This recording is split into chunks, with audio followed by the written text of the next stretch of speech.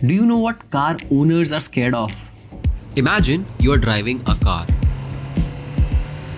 It's a small road, so your speeds are below 30 kilometers per hour. As you drive forward, you notice a sharp left turn. It is just an ordinary turn. There is nothing special about this turn. You have taken this kind of turn hundreds of times in the past. But as your car makes the left turn, suddenly you see a car coming from the other side. But you are an experienced driver. Your reflex action kicks in, you push hard on the brakes, you steer hard to the left.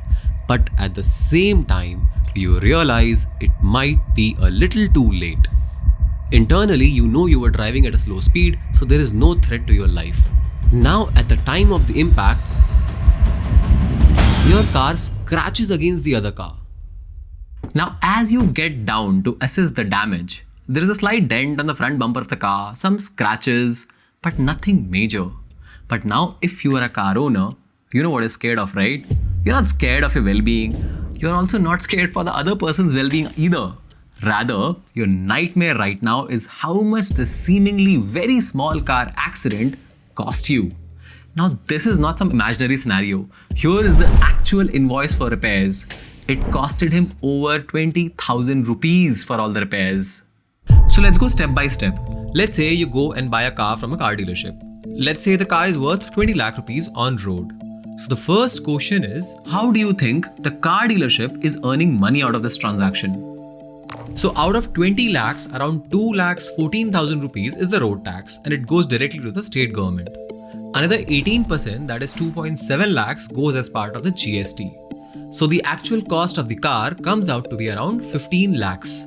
Now this 18% GST can go up to 40% GST if the car's length is greater than 4 meters. For example, Hyundai Creta, right? It attracts 40% GST.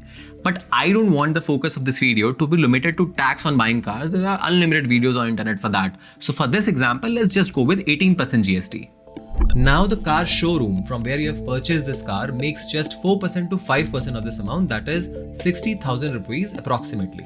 The car manufacturer also roughly makes the same amount, that is 4% to 5% here. Now this is where the magic happens, because no one is happy here in making just 4% to 5% profit, right? Even a fixed deposit which is risk-free can get you more than that. So to make more money, these car companies follow a business model called Razer and Blade Model. In 1900s, most men shaved using this type of razor, called as straight razor. To use it, you had to sharpen it every day, but it lasted for years. Now this continuous sharpening was inconvenient. To solve this, King Cam Gillette came up with the idea of disposable safety razors. There were two parts to it. One was the razor handle and the other part was the razor blade. The idea was, as soon as the razor blade got dull, you can simply throw this razor blade away and get a new one. So no inconvenience of continuously sharpening it. To sell this new disposable razor blade, King Cam Gillette did two things. First is he founded the now famous Gillette Safety Razor Company. Second is Gillette sold the razor handles at a very cheap price, often lower than the competition, often at zero profit and even sometimes at a loss. But then the accompanying razors were sold at a high margin price, which effectively guaranteed Gillette a lifetime recurring profit from a customer. What was the result of all of this? In 1903, Gillette sold just 51 razors and 168 blades. The next year, it sold 90,884 razors and 1,23,648 blades. In 1915, it sold 4,50,000 razors and more than 7 crore blades. Today, printers, game consoles follow the same model, where the actual printer of the game console is often sold at a loss, whereas the proprietary ink or the actual game, anything that is consumed on a recurring basis, is sold to you at a very high margin. Same thing happens with cars. See, cars are a high ticket purchase. Now this means the customers are very much sensitive to what they are paying for the car up front. That is why car companies will try to price their car as cheaply as possible, even if it means earning just 4% to 5% of the amount at the initial stage as profit. Because this is just a hook. Once the car actually penetrates your household, car companies can start making high profits from you in the form of after-sales service. But then my question is, how much is this profit exactly?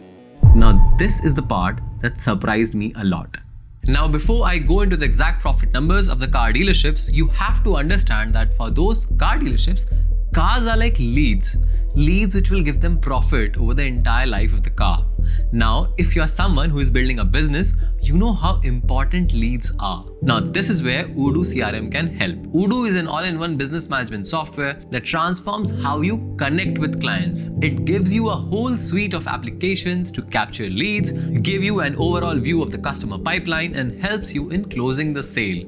Its CRM application keeps track of all the leads, ensuring you don't miss even a single potential sale. Its Kanban view shows each opportunity as a card and keeps track of progress of each stage of the customer pipeline. Every crucial detail that you can think of is mentioned on the card, so you as a founder get a complete view of where things stand. Also, Odoo makes communication a breeze because all internal communication can happen inside the app itself, which means easy access to discussion history. Once you're ready to close the sale, Odoo can even send beautiful quotations to your clients from the app itself.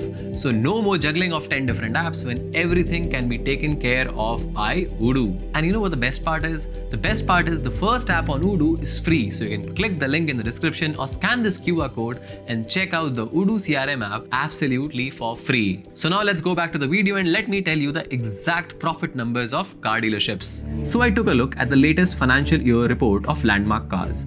Landmark Cars is a listed company which owns dealerships of Honda, Mercedes-Benz, Renault, Volkswagen, Mahindra and Kia. They are a very large dealership brand. Landmark operates 131 outlets comprising 70 sales showrooms and 61 workshops across 28 cities and 10 states. Basically, this is a big player in car dealership space. So if Landmark dealership earns a revenue of 10 lakh rupees, 8,20,000 out of it is coming from selling cars. Another 1,70,000 comes from after sales service. Rest comes from selling financial and insurance services. But then the interesting thing is the profit. From 8.2 lakhs that Landmark gets from selling cars, it makes around 48,500 rupees as profits, which is roughly 6%. Then from 1.7 lakhs that Landmark gets from after sales service, it makes 68,500 rupees as profits, which is a margin of 40%. From the rest, it makes 9,000 rupees as profits. So you see, a car dealership gets more than half of their profits just from after sales service. But it gets even more interesting. See, I found this report by Crystal and I will link this report in the description itself if you want to read it later. The after sales revenue that we talked about, half of that comes from selling spare parts and half of that comes from charging you for labor. And gross margins on labor can be as high as 80%. That's crazy. See the invoice that I showed you in the starting? Imagine 80% of this amount is pure profits and only 20% of this amount is actually going towards the person who actually worked on this car. This huge margin on both the spare parts and the labor charge is why these car companies go to extreme lengths to maintain their monopoly. I mean, look at this case. It's called Sri Shamsher Kataria versus Honda CL Cars Limited and ORS. Now, who is this Shamsher Kataria? Well, in this case, he's an informant for the Competition Commission of India or CCI. He filed a case with CCI that Honda, Volkswagen and Fiat India are indulging in anti-competitive practices. Now, what are these anti-competitive practices?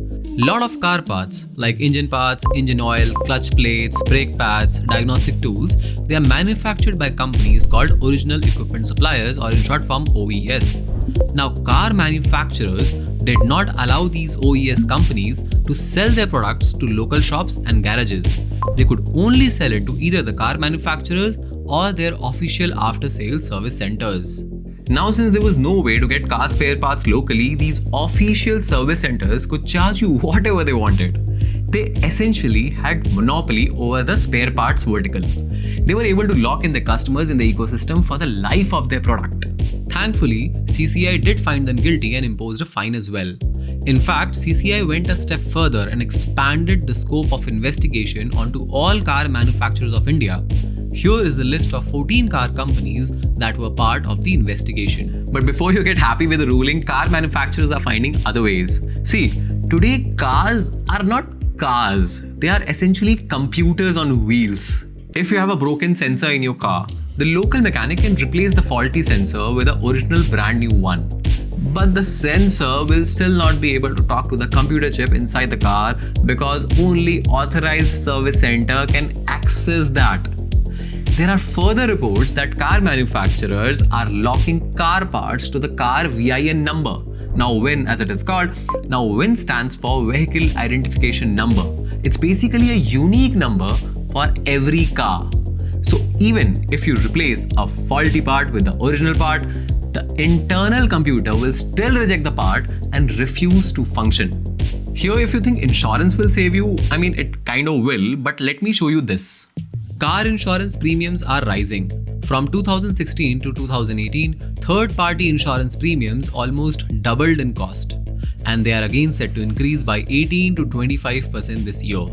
One of the major reasons is high cost of repairs and replacement. So you are paying the price one way or the other.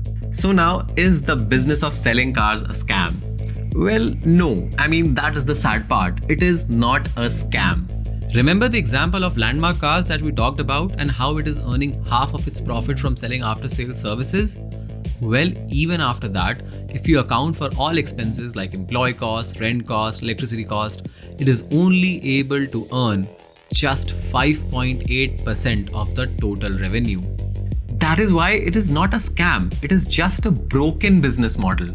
This is exactly why if you ever go to a service center to either get your car serviced or repaired, salespeople aggressively upsell their services to you. Because however absurd it sounds, car dealerships are operating on very, very thin margins. And as EVs or electric vehicles are getting popular, it is going to get very difficult for these dealerships because EVs have a lot less moving parts than internal combustion engines. Therefore, the cost of maintenance is far, far lower, which means less opportunities for dealerships to make money out of you. So what are the solutions? There is this McKinsey report which says reducing headcount in the name of operational efficiency.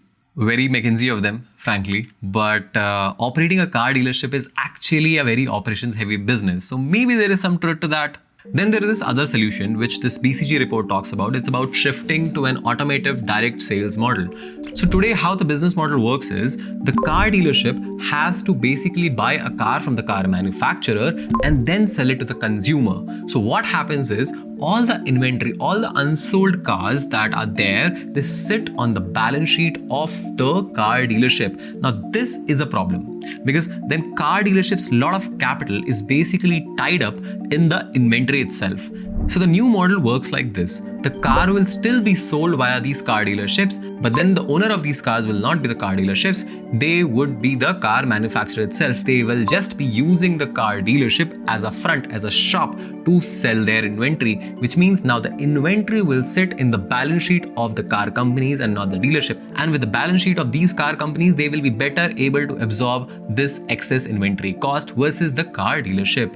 Have you ever noticed a lot of time you want to go and buy a car, the car dealership has to place an order with the car manufacturer. The car manufacturer ships the cars, and that is why car dealerships generally don't like keeping inventory. They only place an order when they get an order from the customer, which leads to a lot of waiting times, which leads to bad customer experience from the customer itself. In India, I think Mercedes is the only brand which operates through this model. So if you go to a Mercedes dealership and if you want to pay for a Mercedes car, the amount you pay for buying the car goes directly to Mercedes and not through the dealership in between. If you learned something new today, you know the drill. Like the video, share the video and subscribe to this channel. And don't forget to check out Odoo from the link in the description or by scanning this QR code. I hope you had fun. Let's meet in the next video. Thank you.